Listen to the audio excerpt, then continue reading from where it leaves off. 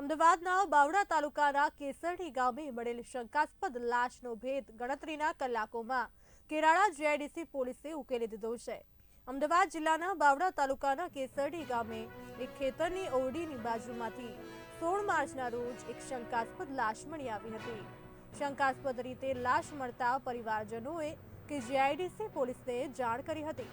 ત્યારે GIDC police ઘટના સ્થળ પર પહોંચી હતી અને વિઠ્ઠલ પટેલની લાશ ખેતરની બાજુમાં પડેલી હતી અને ગળાના ભાગે અને માથાના પાછળના ભાગે ગંભીર ઇજાઓ પણ જોવા મળી હતી। તારીખ 16/3ના રોજ કેશરડી ગામના કેશરડી માધ્યમિક શાળાની પાછળ આવેલા ખેતરમાંથી એક લાશ મળી આવેલ હતી। મરણ જનારનું નામ વિઠ્ઠલભાઈ રાઠોડ ઉંમર 40 વર્ષ।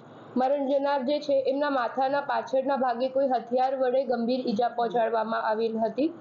ગુનાની ગંભીરતાને ધ્યાનમાં લઈને બીએનએસ કલમ 103 મુજબ ગુનો નોંધવામાં આવેલ છે, જે અજાણ્યા ઈસમ વિરુદ્ધ સ્ટાર્ટિંગમાં નોંધવામાં આવેલ હતી।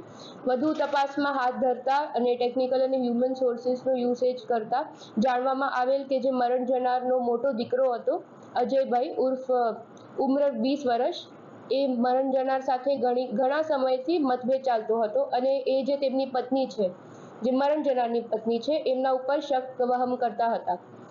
વધુ તપાસમાં સામે આવેલ છે કે ટોટલ 6 આરોપીઓ છે, જેમના નામ છે પ્રવીણ મેર ઉંમર 18 વર્ષ, રંજીતભાઈ મકવાણા ઉંમર 18 વર્ષ, વિહાભાઈ મકવાણા 18 વર્ષ અને સાથે સાથે એક કાયદાના સંઘર્ષમાં આવેલ એક બાળક બી છે અને સજ્જનબેન જે મરણ જનારના પત્ની છે।